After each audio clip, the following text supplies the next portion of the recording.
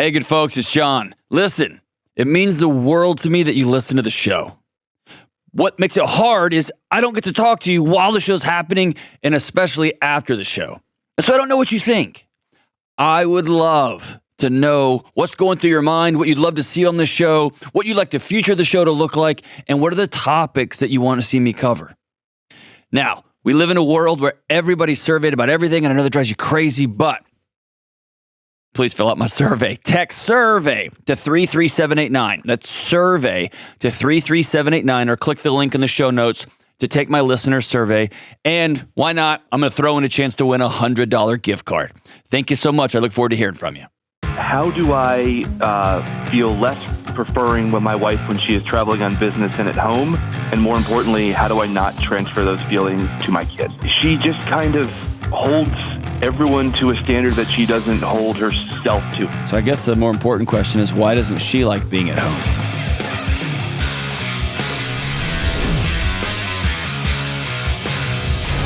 Right on, right on. This is John with the Dr. John Delony Show. I'm so glad that you are with us, hanging out, talking about your mental and emotional health, your families, your dating, your marriage relationships, your work relationships, your kids, schools, whatever's going on in your life. The people that are coming in and out of your life, the choices you have to make, the boundaries you have to put up, whatever you got going on in your life. That's what this show is about. Real people going through real hard stuff. I'm just trying to figure out, what am I going to do next? If you want to be on the show, give me a buzz at 1-844-693-3291. It's 1-844-693-3291. Or go to johndelony.com/ask. And listen, Money in Marriage Getaway. This is an event that Rachel Cruz and I put on here in Nashville, Tennessee. Last year, it was the best event I've ever been a part of. 100% will sell out. VIP has sold out. Platinum has sold out, but there are still some regular tickets left. And I say there's some regular tickets. It's a really intimate gathering. And here's the deal. 2.5 days, me and Rachel, built-in time to practice what you're learning, an off-the-charts date night that we have set up for you as only we can do it. It's super rad. Lots of Q&A so you can get questions answered. One of the things that's important to folks is no, I want to see John in person. I want to ask him our question. That's what this is for. It's for you. If you leave this event and you didn't get your question answered, that'll be on you, not us. You can stay an extra day and make it a full-on Music City vacation for you.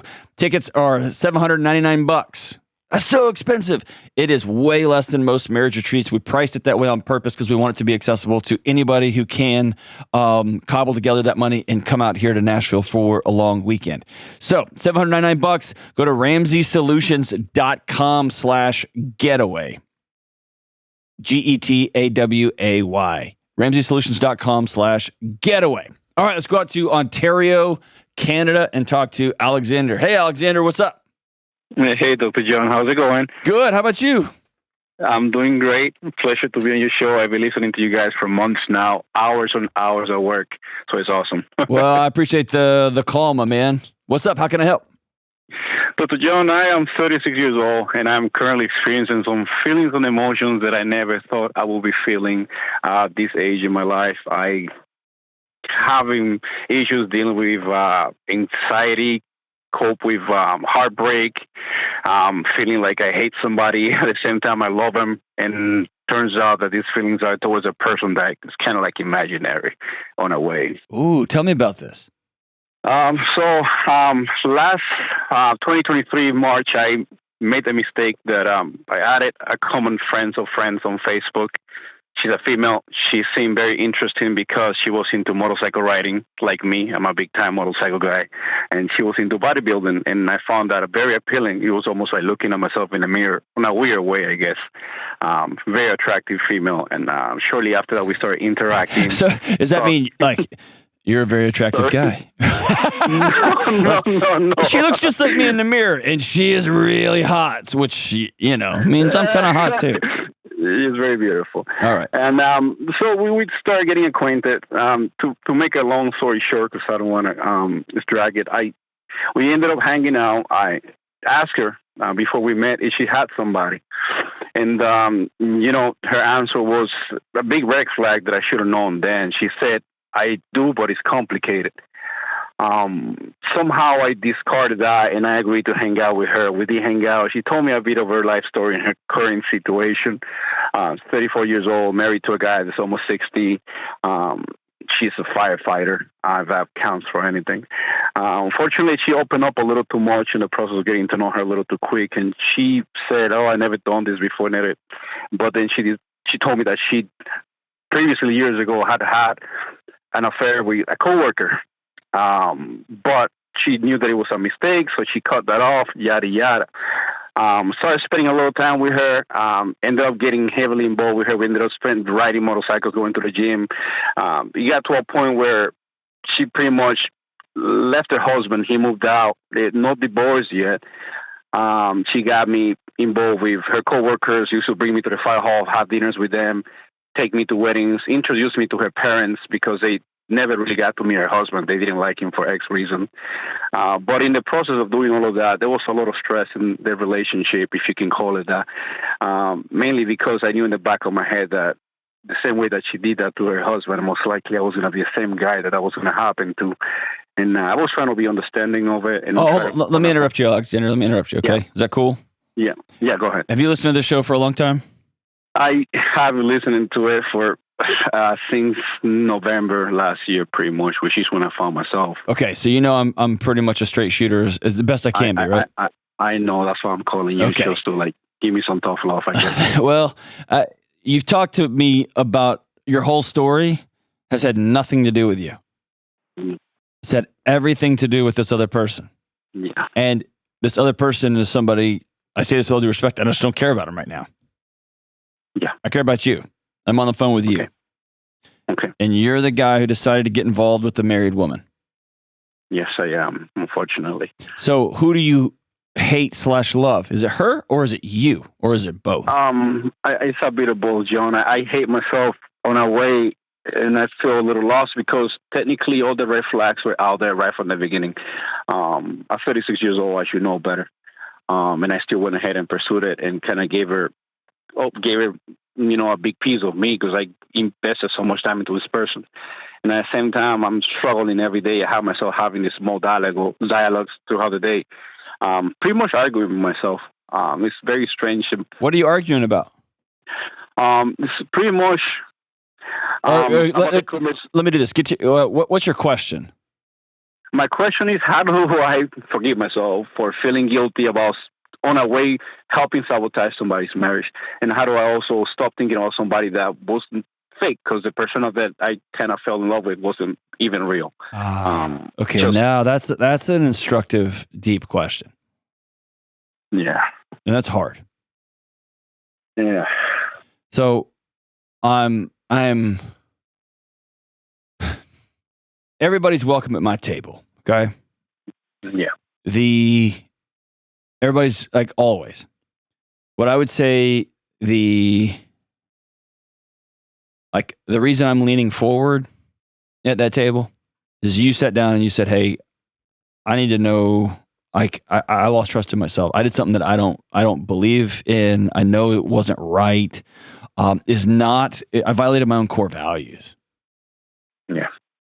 And dude, I'd reach over and I'd hug you if you were here. Because all of us have done stupid stuff. Every single person listening to the show has done stupid things that violate their values. And then the question is, how can I look in the mirror and look at myself again? And often, if you're not able to forgive yourself, that may be a clue as to how you got into this in the first place, because you've never thought you were good enough, and you thought that this relationship would solve something. What did you think it was going to solve? Are you lonely?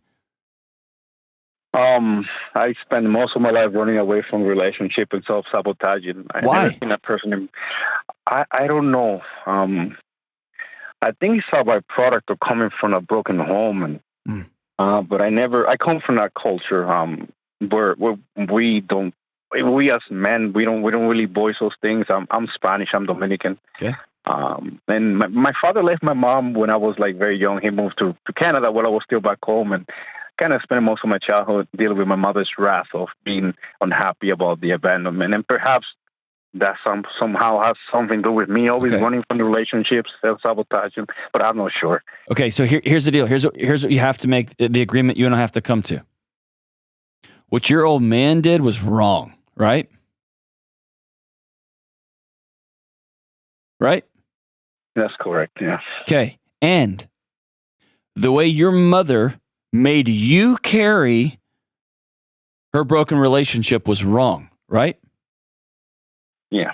Because you were the backstop of her anger and her rage, and which underneath anger and rage was her deep, profound grief. And she made her little boy carry that. That was wrong, right? Yeah. Okay. And you're a grown man responsible for your actions moving forward, right? Correct. Okay. It's all three. All three of those are true at the same time. You have deep hurt and deep scars all the way down to your nervous system. And you know right from wrong. Fair? I don't. That's cool. That's fair, yeah. Okay. The path forward is, man, if you listen to this show, I give this advice almost every show. And it can kind of be eye-rolly. You know what I mean? Kind of like Huberman's always telling people to just go get sunlight in their eyes. And it's really annoying until I started doing it, and it changes everything. So I'm very similar. I give the same advice a lot. But I want you to circle back with a notebook or a journal, and I want you to write Alexander the night he met her. I want you to write him a letter and say, here's why we're not going to do this. Yeah. Okay? This isn't who we are. This is a violation. And then I want you to write an apology letter to that Alexander. Yeah. And when you're done with the apology letter, you're going to open your hands up and you're going to stop carrying this brick around your house, your neighborhood, because it's not helping anything. It's not helping you move forward. Have you heard the difference? It's from the great Brene Brown, the difference between guilt and shame. No. Guilt is, I did something stupid. Shame is, I am stupid. Guilt is,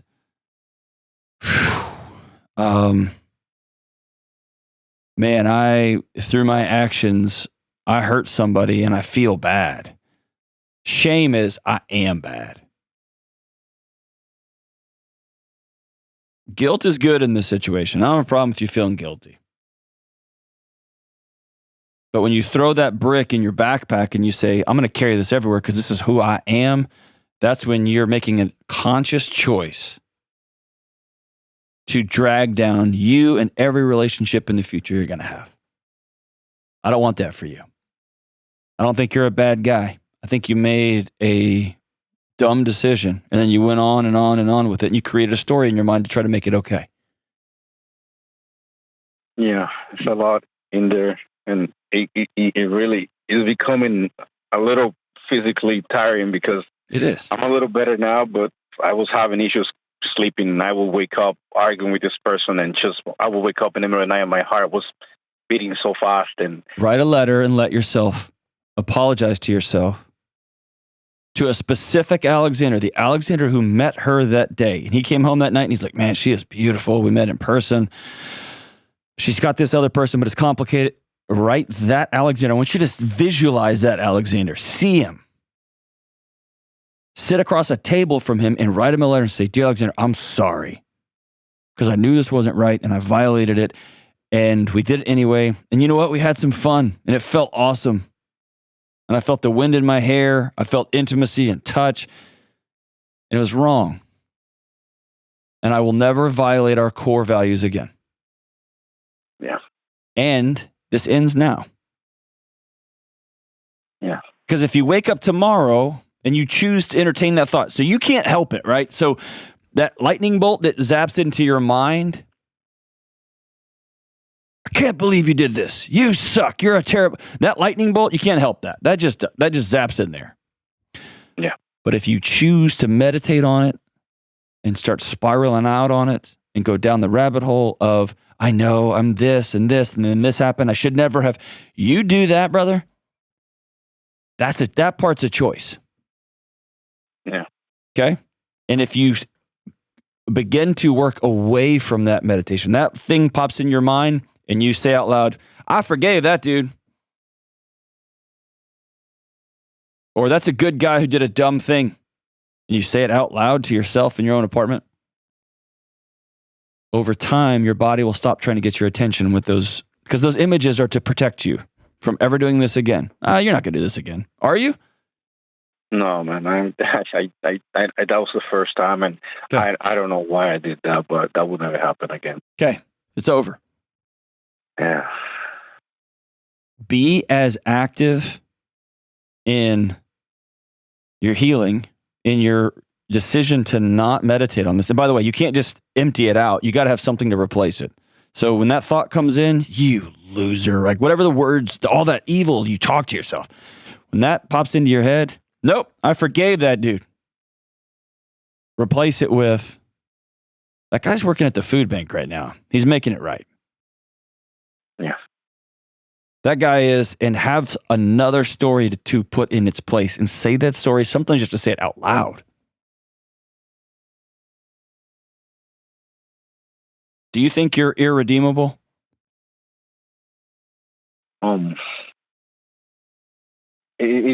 I try to stay positive and not to think of those things. No. That's just toxic positivity. That's just taking positive duct tape and putting it over the wound. Yeah, pretty much. I've been doing a whole lot of that stuff. Yeah, don't do that, man. That's just like, it's like doing drugs, right? It's like covering it up. It's not actually helping it. Yeah.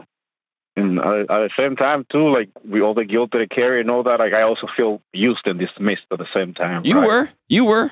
It's a whole circle of things that I'm dealing all in one bag that I never experienced before. And a little, embarrassed by all of it because I thought that, Yep. I'm old enough, I should know better. Did you learn something? Yeah. Okay. You learned something. We're done with it.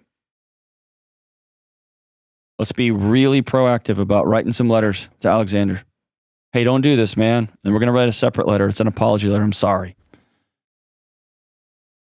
Maybe write a third letter to her that you will absolutely never send to her.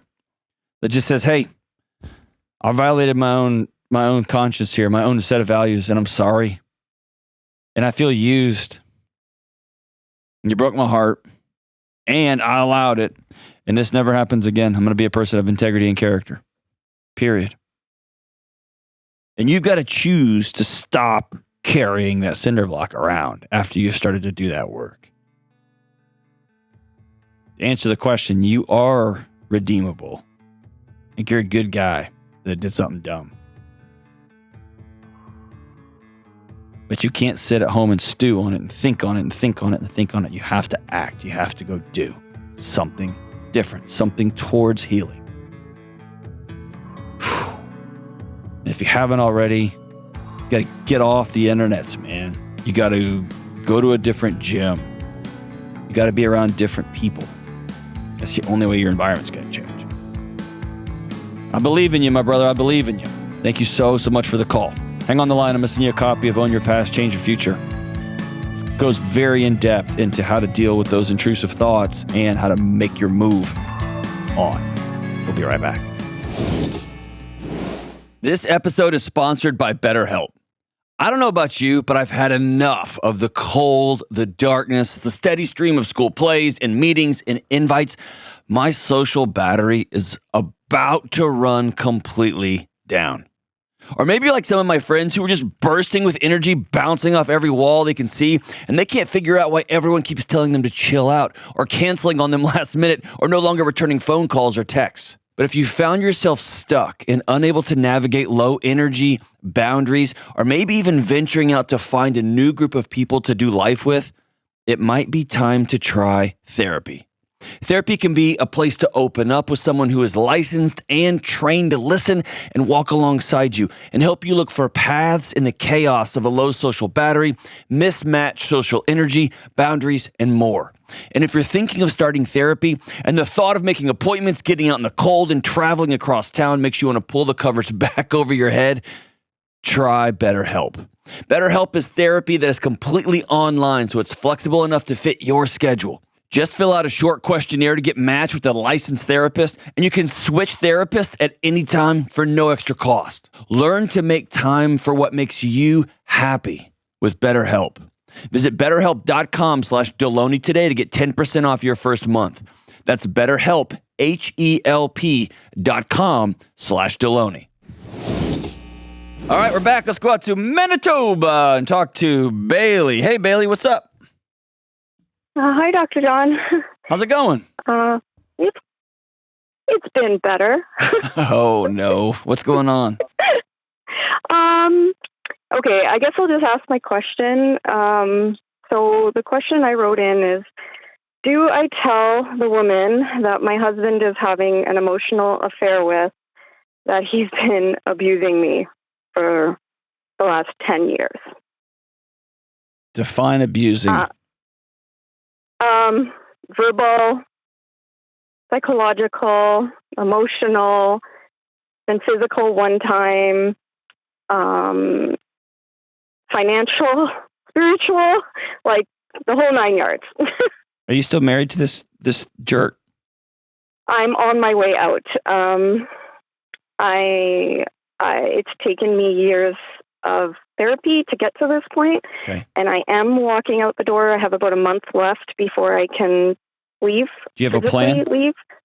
Yes, I have a plan. Do you have financial security? Yes.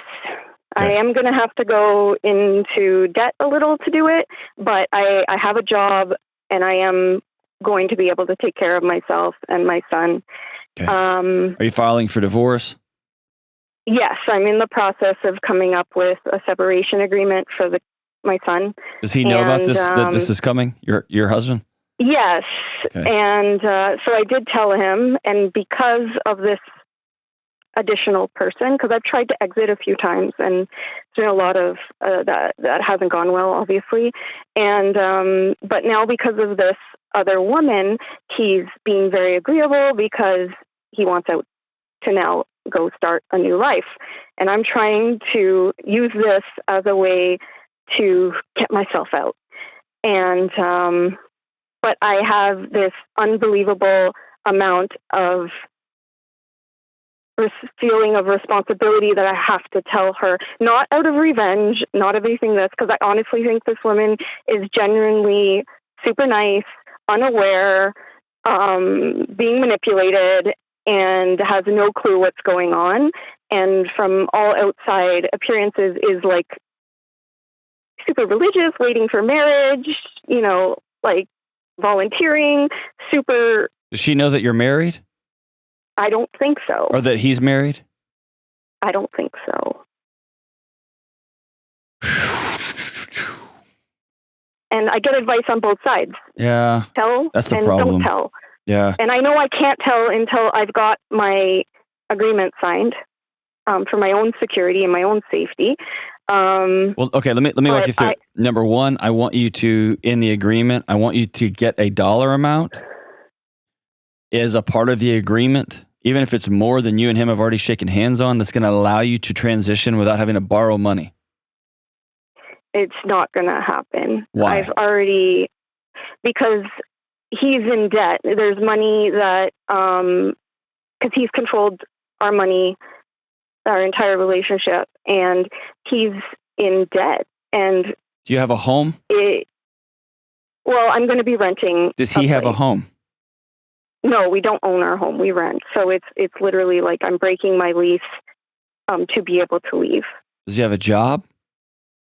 Yes. But there's no savings. There's no nothing. And honestly, at this point, my mental health is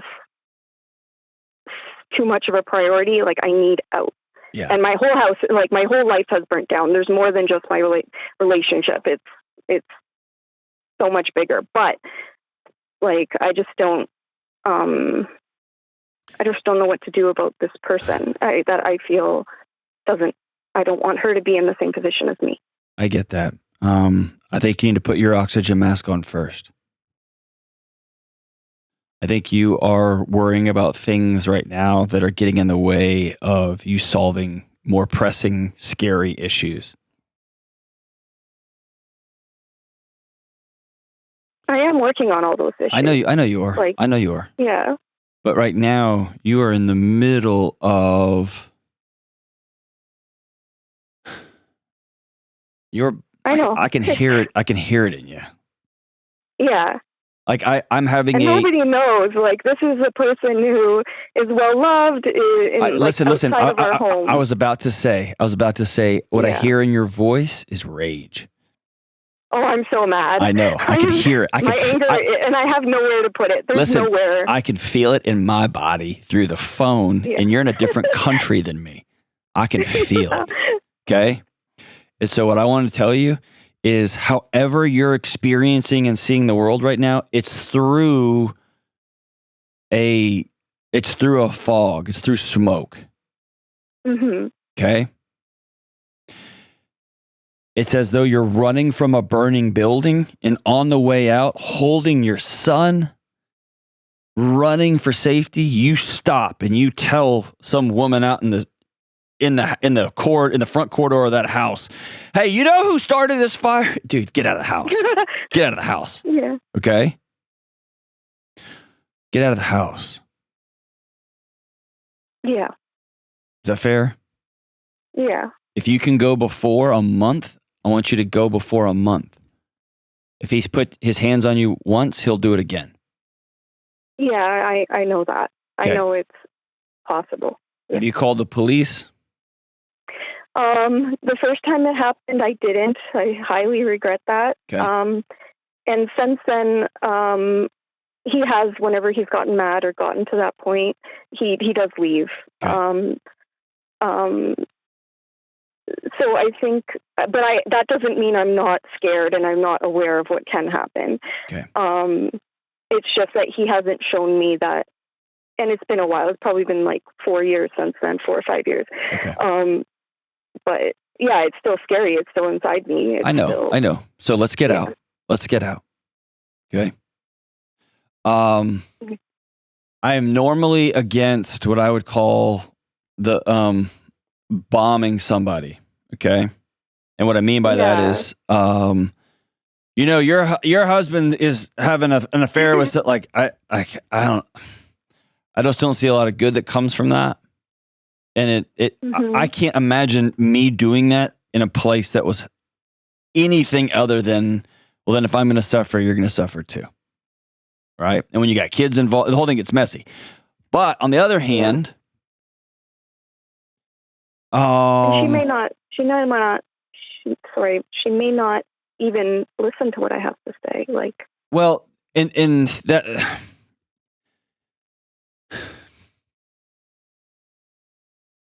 and what if she ends up being my son's new stepmom?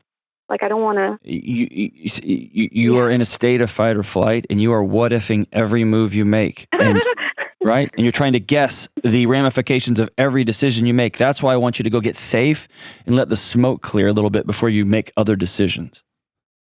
Okay. The chances of her becoming your child's stepmom are very, very slim. Statistically speaking. I think I read the other day, maybe 10% of relationships that begin with affairs go on to have it's a very small amount. Okay? Mm-hmm. But right now, your insides are boiling.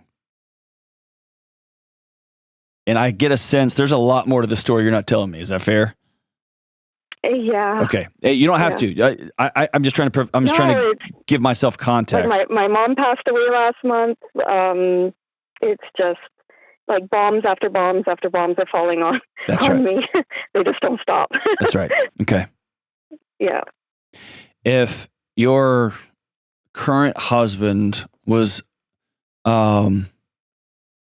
acutely violent and volatile, let me say it this way. I don't want to forgive what he's done, and I want you to move out of that house as fast as possible, okay? Mm-hmm. But if he snapped 4 years ago, y'all worked through it, and he has come up with some behavior modification that when he starts to lose his crap, he leaves. That's different than the escalation going the other way. See what I'm saying? That he used to just yell, and then he started punching holes, and now he's starting to grab me around the throat. Like, it's starting to shift the other way. See what I'm saying? Yeah. His violence, I mean, you're leaving. That's the right thing to do. If I felt somebody was in acute danger, just me, I'd have to say something. Mm-hmm. Outside of, I'm afraid of her, like he's going to start controlling her money, and he's going to start talking to her mean and all that. Right now, man, your health is important. Your son needs a stable mom in the midst of a world that's been completely turned upside down. Yeah. And the fact that he's got some willing, good human being apparently waiting for him as soon as you leave, girl, that would enrage me. Yeah. Right? Yeah. But that's why you're dusting your sandals off and brushing your shoulders off and you're walking out that door anyway. Yeah, and that was happening before I found that out. That's one of the things that has come to light. But yeah. Yeah. So keep these two words in your mind, okay? And in your heart as you move forward. Find peace. Mm-hmm. For a season, let's seek peace. And in a weird way, you might have to work 3 jobs so you have financial peace. Yeah. You might have to ask for help, which is uncomfortable, but then you're going to have peace. See what I'm saying? Like, so peace isn't the path of least resistance. Sometimes it's super resistant. Sometimes it's super frustrating. Sometimes it's super exhausting. But we're seeking the least amount of chaos. Mm-hmm. Okay? Right now, you're not safe. Let's worry about getting you safe. Right now, your son's not safe. Let's get your son safe. Right now, y'all two are not settled in a home that every time you open the front door, your body doesn't go, whoa, here we go. Right? I want the opposite. Yeah. When you can open your front door, even if it's to a tiny, tiny 1-bedroom apartment, and it's your tiny little 1-bedroom apartment where you and your son live, and you can exhale, then we can start talking about protecting others. Okay. Okay? Yeah. She's an adult too. Yeah. Yeah. You're right. How does that land with you?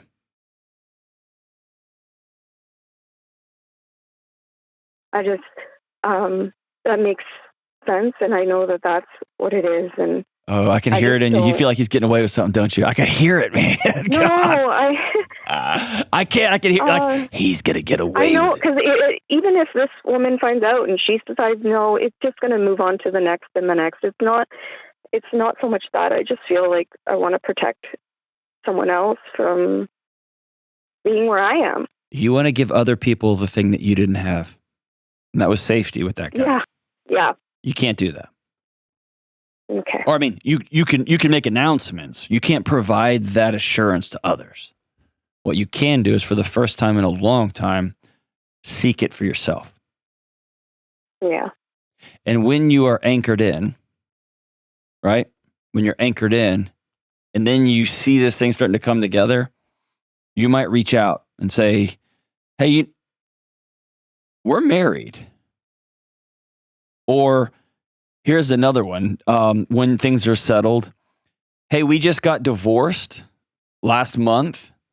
If you're going to be around my son, you and I are going to have to meet in person. Yeah. And that's about protecting your son. That's not about burning your husband down. Yeah. And I don't want to burn him down because that's my safety as well. Because, and I will have to co-parent with him going forward. So I don't forever. There's a safety element there as well. So there is, but also we're not going to be quiet just because we have to co-parent with him either.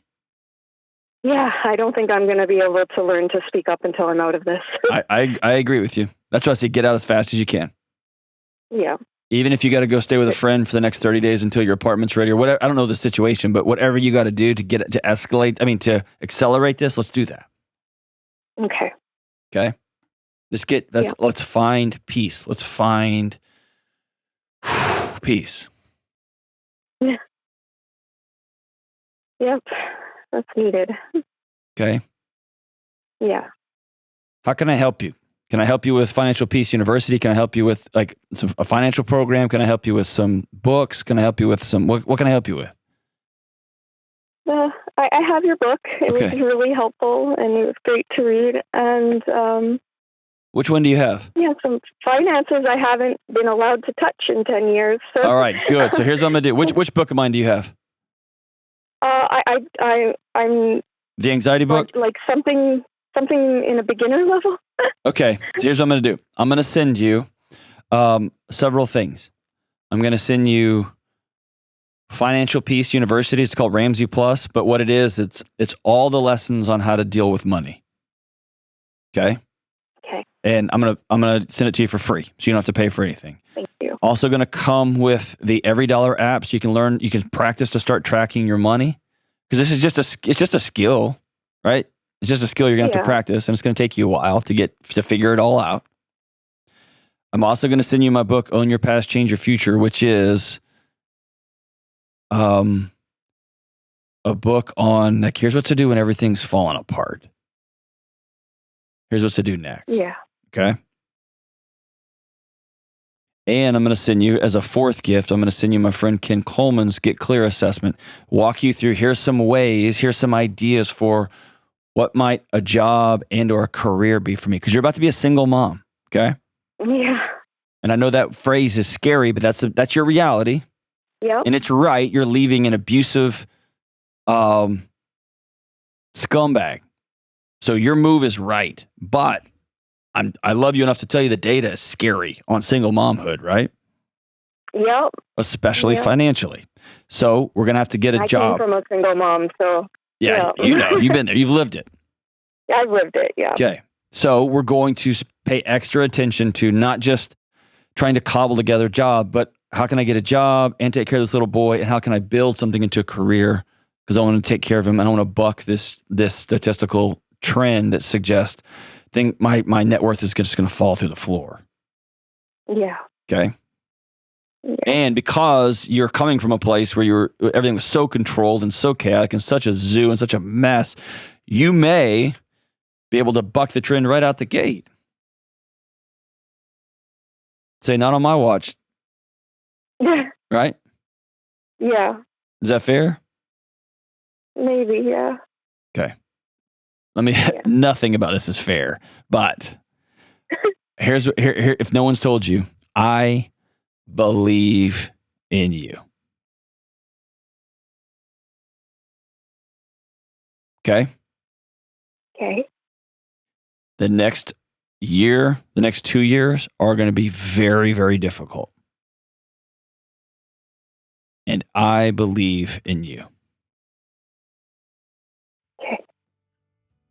Both things are true. Is that fair? Yeah, that's fair. I'll walk with you every step that I possibly can, okay? And I want you to call me anytime I can help, all right? All right. Let's get you to safety first, and then we'll start talking about who we need to call and notify and all that kind of stuff. Mm-hmm. Cool? Yeah. Okay. Hey, your bravery today has helped a whole bunch of people, because there's people stuck in abusive situations right now.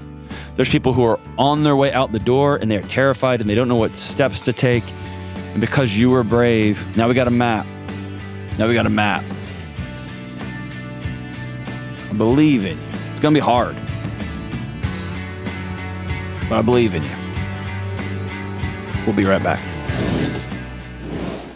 Hey, good folks, I am beyond thrilled that Thorne, my favorite supplements on the planet, have partnered with me and our show listeners. I've been taking Thorne supplements for years and years, and my wife and kids take them as well. Some of my personal dailies are methylated B vitamins, super omega fish oil, theanine, glycine, vitamin D, K2, and more. I take Thorne for some specific physiologic needs for me to keep my mind and body optimized. And listen, we've set up an amazing opportunity for the folks who listen to this show. 25% off everything in the Thorn store. Go to thorn.com/U/Delony for 25% off. That's Thorn, THORNE.com/U/Delony. When you create an account through my page, you'll get 25% off all purchases. Go be well.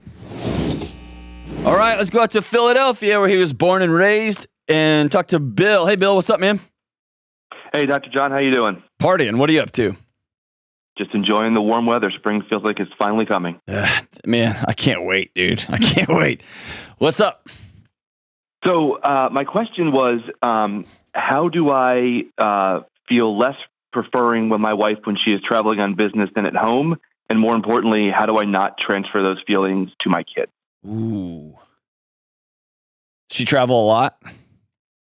Not a ton, maybe a week or two a month. She's got some longer trips coming up. There's a phase coming next where she's going to be home for a while. And I'm kind of dreading that and almost looking forward to when she's gone for an extended period of time in about a month or so. So what is it about her being home that your body is starting to revolt against? She just kind of holds everyone to a standard that she doesn't hold herself to. It doesn't seem like, things have to be done a certain way. Be specific. What does that mean? No one's allowed to eat on the couch, but then when the kids come downstairs the next morning, they see that she has chips bags on the couch, and she says, well, why does mommy get to eat on the couch and I don't get to eat on the couch? Or things are left out of place and she's all upset about that, but her stuff right next to it is also out of place, but that's not a big deal.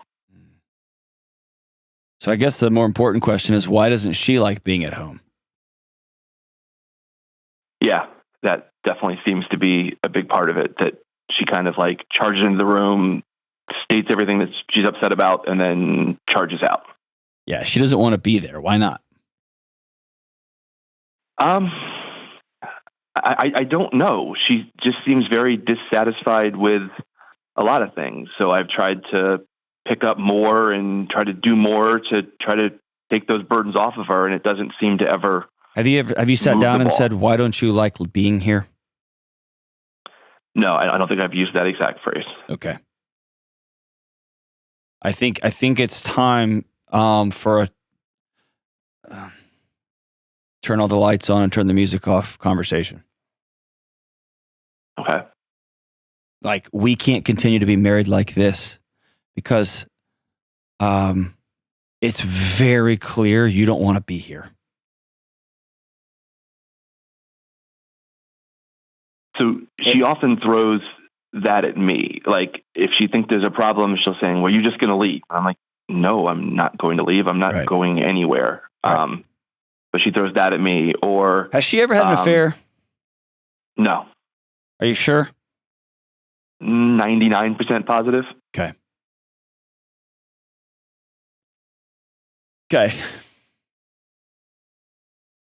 So let me rephrase that. I don't think you sit down and say, it's clear you don't want to be here, because what you're doing is you're starting that interaction with an accusation, and then she's just going to respond with, well, you don't want to be here. So now everybody's walled up. Right. I think the more honest way to start the conversation is just go find childcare for the kids, and you can do it in your house, but your kids can't be there, or you can go somewhere and do it. But I think sitting across the table and saying, I'm going to be as honest as I can with you, and I love you, and I'm 100% in on this marriage.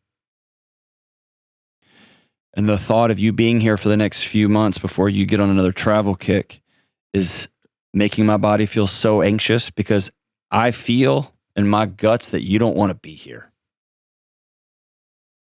Oh, so it's my fault. No. I'm talking about me. Here's how I feel. Yeah, she definitely throws that, well, I must be the worst person in the whole world whenever we sort of talk about. And so it will probably be helpful on the front end to say these words. We have to have this conversation like adults. And so no bombing, I guess I'm just we're not going to do any of that. I need you just to stay with me and have this conversation. Here's the deal. If she won't, then I hate to tell you this, but that in and of itself is an answer. Yeah. But I don't want to do that to my kids. It's being done to them right now. It's happening in real time.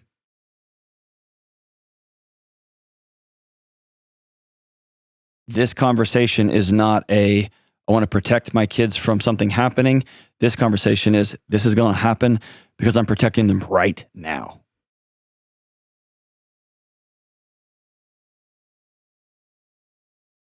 But I'm worried that if I do have that conversation, it does go the wrong way. Suddenly I'm not there protecting them all the time. It's a 50-50 or whatever other arrangement it comes to. And then rather than them being safe 100% of the time because I'm there protecting them, they've got half the time with just this whirlwind around them. They already have that whirlwind all around them. And they're looking at you wondering why it's still there. Yeah. And I'm saying this because I love you. I don't want you to use them as the reason you're not having a really hard conversation about the state of your marriage.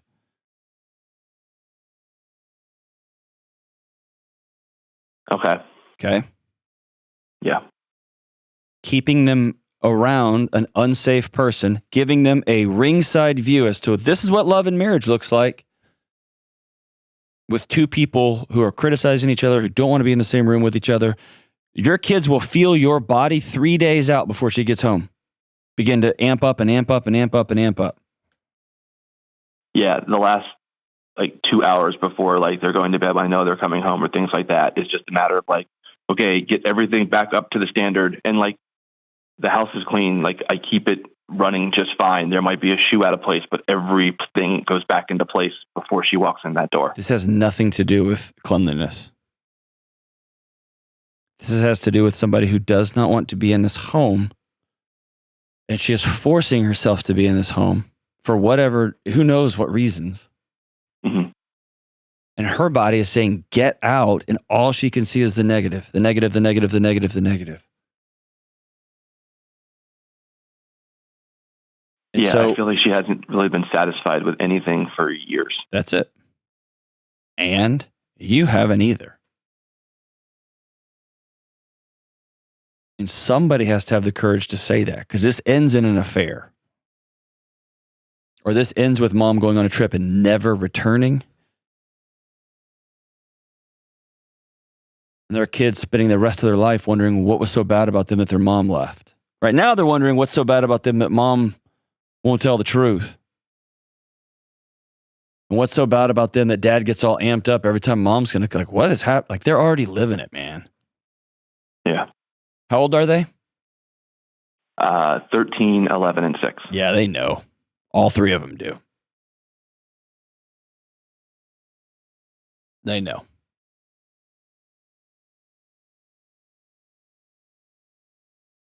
Yeah, and that was kind of the tipping point when they started saying, asking when she was leaving again, or being happy that she wasn't coming home for dinner because she had a late meeting or something like that. Yeah. That's when I said, okay, something else is wrong here. That's right. And you're the adult in the house, so it's your job to have to wade into that conversation. Yeah. And I want to tell you on the other side of it, multiple times in my marriage, me personally, I've gotten right to the edge, and my wife and I have sat across each other across from each other and said, we cannot continue to be married the way we are. I'm still in if you are, but a lot's got to change. And both of us said, game on, let's fix this. And I was real scared to have that conversation. I thought the easiest thing to do would be to just start deciding stuff. Thank God I didn't. And if you sit down and she says, well, actually, I've been seeing somebody, or actually, I haven't wanted to be married to you for a long time, or actually, all you're doing is revealing what is already felt inside that house in everybody's bones. But hopefully she doesn't. Hopefully she says, I've just been stuck and I don't know a way out of this.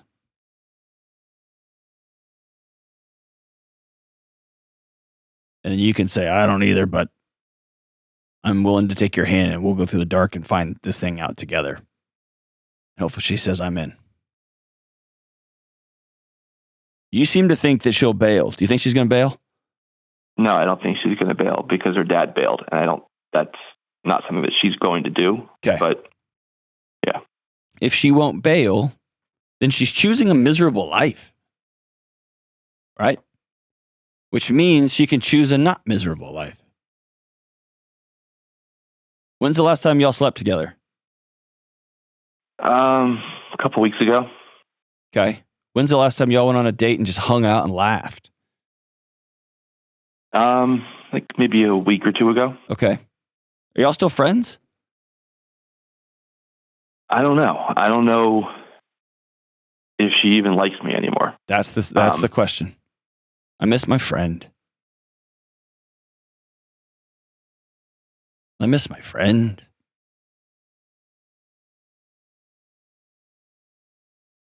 I don't like being in a house where I feel like I'm the problem. I'm the annoying person.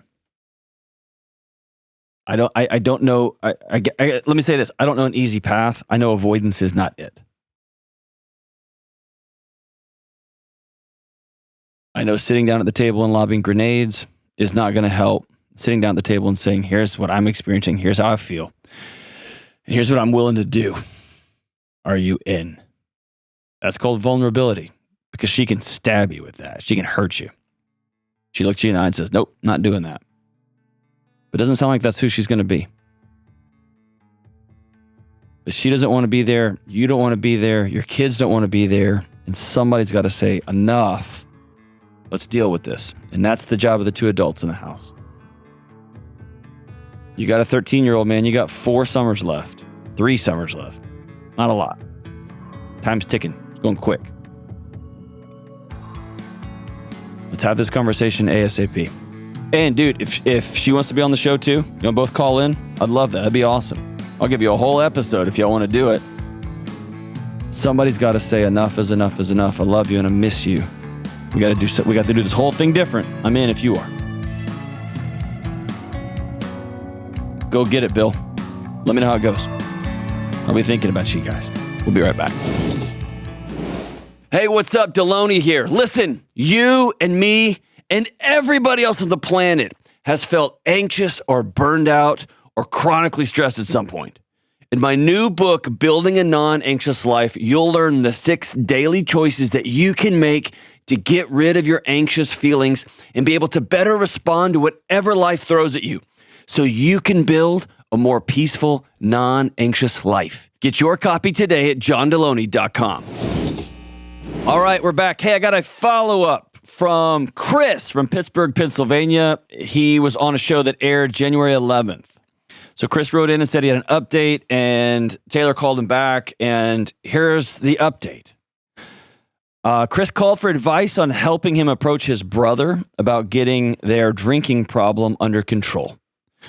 When he approached him, he had already stopped drinking. His brother had already stopped drinking, and they had a great conversation.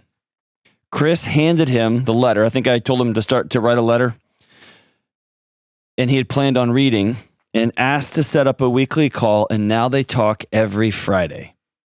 Calls started as a check-in about sobriety, and now they're taking up to an hour, which is unusual for men in their family to be this chatty. It's unusual for any man to be on the phone for an hour, so well done. And they also get together most weekends and now are headed towards a great renewed relationship. Dude, Chris, this is very similar to the last call we just took. Sometimes you have to wade right into a relationship that you care about and say, it can't continue like this. I'm worried about you, about us, about whatever's happening next. And I'm going to risk all of it. I'm going to put everything on the table because I love you that much. And I love us that much. And it doesn't always work out well. But in this one, it did. Chris, I'm proud of you. Good for you for loving your brother enough to turn all the lights on, turn the music off, write him a letter and say, we got to stop drinking. We got to start connecting. Good for you, my brother. Good for you. Everybody out there, running and hiding just doesn't work. Doesn't work. If you want a relationship to be different, with dignity, respect, kindness. You got to head straight into the middle of it. I'm proud of you guys. I love y'all. I'll see you soon.